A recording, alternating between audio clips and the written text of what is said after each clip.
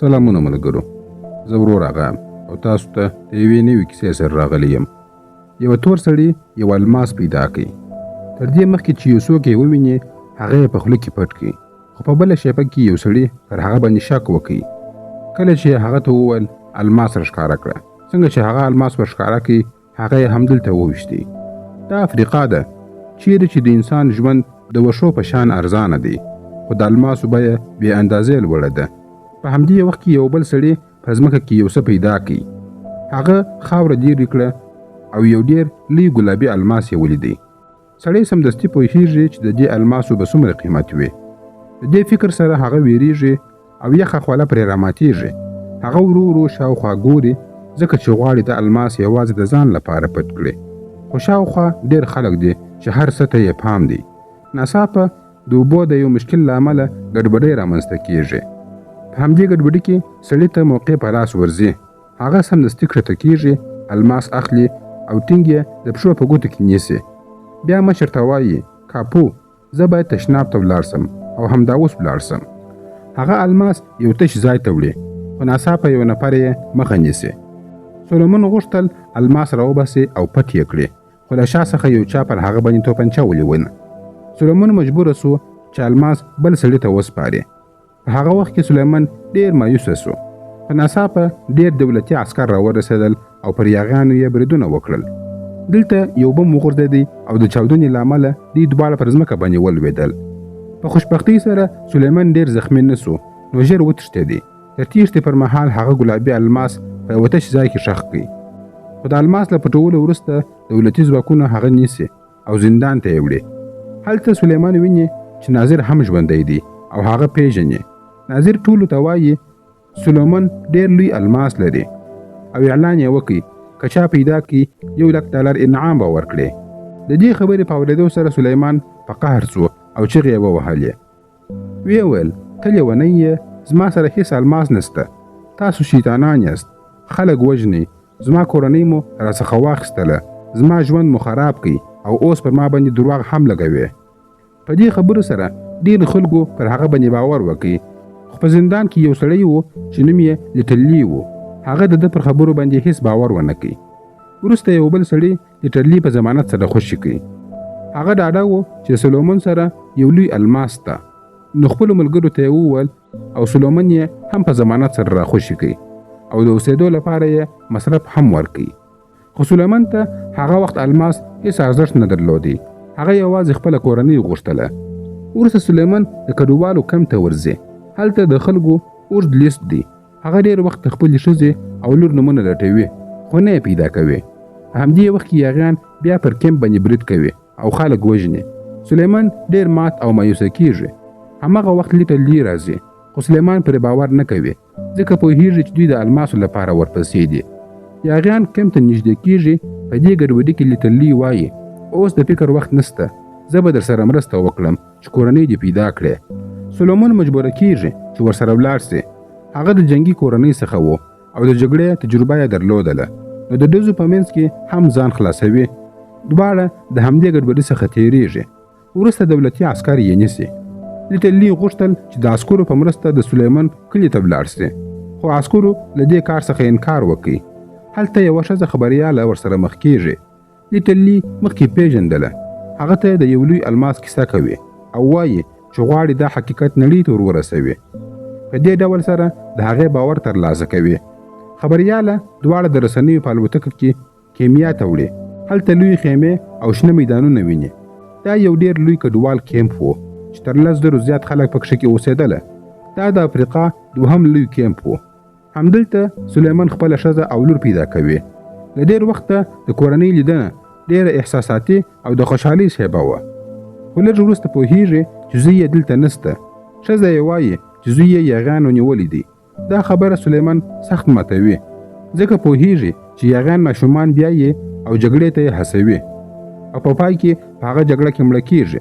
نو سلیمان پرېکړه کوي چې د خپل زوی د ژغورلو لپاره بیرته هغه کان ته ولاړ سي. دا کار د لیټرلي غوښتنه هم وه، ځکه چې هغه غوښتل هغه پټ سوی الماس پیدا کړي. وروسته له دې دواړه خبریالان د جګړې میدان ته روان سول، خو ډېر مخته نه وتللي چې ناڅاپه یاغیانو پر هغه باندې برید وکړي. موټر روان و، خو ډریور همالته ووژل سو. له هرې خوا څخه مرمۍ ورېدلې او ډېر خبریالان چې په بس کې ناست وه هغوی هم ووژل سول. وروسته لیټل سمدستي مړ ډریور له څوکۍ څخه لیرې کړي او خپله د موټر چلولو ته کښېنستی. هغه ژر د موټر مخ را وګرځوي او د دښمن له مرمیو څخه یې ځان وژغوري، خو یاغیان بیا هم د هغوی تعقیب ته دوام ورکوي. په پای کې هغوی په ډېره سختۍ سره د دښمن له منګولو څخه ځان خلاصوي. بله ورځ لیټل سلیمان او هغه خبریاله یو پوځي کیمپ ته بوتلل، هماغه ځای ته چې پخوا یې د الماسو سودا کوله. شانګ شاو له لی څخه وغوښتله چې هغه الماس ور وښوي، خو لی پوهېده که الماس د شانګ لاس ته ور ولوېږي نو نه به پیسې ترلاسه کړي او کېدای سي چې ووژل سي. نو لی پرېکړه وکړه چې له سلیمان سره په پټه کار وکړي. بیا هغه د ښځینه خبریالې سره مخه وکړه او دواړه سره جلا سول. له دې وروسته لی او سلیمان بیرته هغې سیمې ته ولاړل چې کان پکښې و. دواړو شپه او ورځ په ځنګله کې تېره کړه تر دې چې بالاخره هغه ځای ته ورورسېدل. خو هلته یې یو حیرانونکی حالت ولیدی. ډېر واړه ماشومان ولاړ وه او وسلې په لاس کې وې. یاغیانو د هغوی ذهنونه بدل کړي وه. د یاغیانو مشر هم هلته موجود و. اوس دا کار ډېر نږدې ناممکنه سوی و چې دننه ولاړ سي او الماس راوباسي. د لږ وخت څخه وروسته لی یو پلان جوړ کړي. هغه شانګ شاو ته د مخابرې له لارې خبر ورکړي او ورته ویې ویل چې په دې ځای باندې بمونه وغورځوي. خو سلیمان د دې کار څخه انکار کوي او دا کار یې هیڅ نه و خوښ، ځکه چې هغه باوري و چې زوی یې هم په هماغه کیمپ کې دی او کېدای سي په دې بمبارۍ کې زخمی سي. خو لی دې خبرې ته اهمیت ورنه کوي. هغه یوازې د ګلابي الماس په فکر کې و. په شپه کې سلیمان د غلام په بڼه سره ځان بدل کړی و او یوازې کیمپ ته ننوتی. هلته یې خپل زوی ولیدی. سلیمان هڅه وکړه چې هغه له ځانه سره بوځي، خو زوی یې د یاغیانو له لورې داسې بدل سوی و چې فکر یې اوس په بشپړ ډول سره د هغوی په شان و. هغه یاغیان راوغوښتل او سلیمان ونیول سو. یاغیان ډېر غوسه سول. بله ورځ هغوی د سلیمان د زوی ژوند په خطر کې واچوي او له هغه څخه یې د الماسو په اړه باندې پوښتنه وکړه. بل لور ته لی چې پټ و ډېر وېرېدلی و. هغه وېرېدی چې د الماس راز به افشا سي. ناڅاپه د شتمنو خلکو الوتکه راورسېدل او سمدستي یې بمبارۍ پیل کړې. ټوله سیمه په ګډوډۍ سره بدله سوه. سلیمان له دې فرصت څخه ګټه واخیستل. د یاغیانو مشر ته یې څپېړه ورکړه. هغه یې اوبو ته ټېل وهي او بیا یې د یوې بلچې په ګزار سره هغه ووژي. بل لور ته لی هم مسله راواخیستل او جګړې ته داخل سو. په لنډ وخت کې یاغیان نیول کېږي. له دې وروسته شانګ شاو د لی مخې ته راځي او وایي الماس راکړه، کنې نو تاسو ټول به په همدې ځمکه کې ښخ کړم. خو سلیمان لا هم چمتو نه و چې تسلیم سي. په پای کې لی د مجبورۍ له امله د سلیمان زوی ژغوري تر څو خپل ځان ژوندی وساتي او سلیمان اړ باسي چې الماس راوباسي. سلیمان ته بله لاره نه پاته کېږي نو هغه موافقه کوي. کله چې هغه ځمکه وکیندله او الماس یې راویستی، هلته ټول خلک راټولیږي چې دا قیمتي خزانه وویني.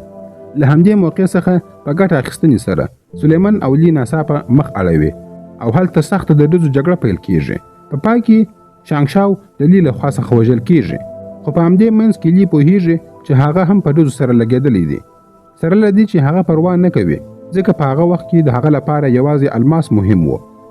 خو هغه هېڅ تمه نه درلودله چې کله سلیمان الماس له ځمکې څخه راویستی، ناڅاپه د سلیمان زوی پر لی باندې توپنچه نیسي. سلیمان سمدستي هغه دروي، خپل زوی ته قناعت ورکوي او په پای کې یې د مینې له لارې زړه وربدلوي. بل لور ته د شانګ شاو نور کسان بیا په هغوی پسې راځي.